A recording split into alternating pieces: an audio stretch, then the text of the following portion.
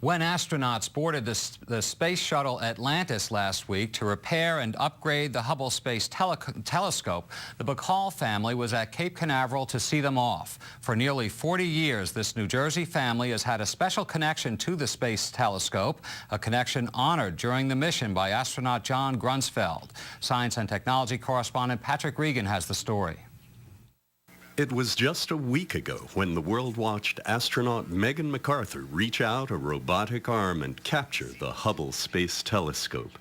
And yesterday, after 5 successful spacewalks, the crew of Atlantis released the orbiting observatory, better than ever, assuming everything checks out. That was one of the most ambitious and riskiest missions to the Hubble ever. Millions of people, the U.S. taxpayers, own a little piece of this project, and millions more all over the world feel as if they have a stake in it.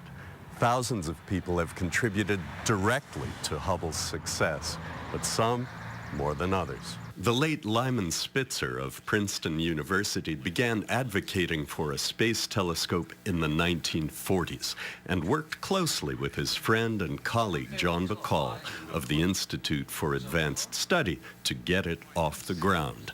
John's involvement stretched from the first planning meeting in 1971 to efforts in 2005, the year of his death, to make sure this final service mission would take place. One early crisis came when the Nixon administration canceled the project. We were warned by NASA authorities not to launch a campaign to revive the telescope because we were threatened. We were told that if you do this, the NASA administrator will recognize that scientists can't play ball.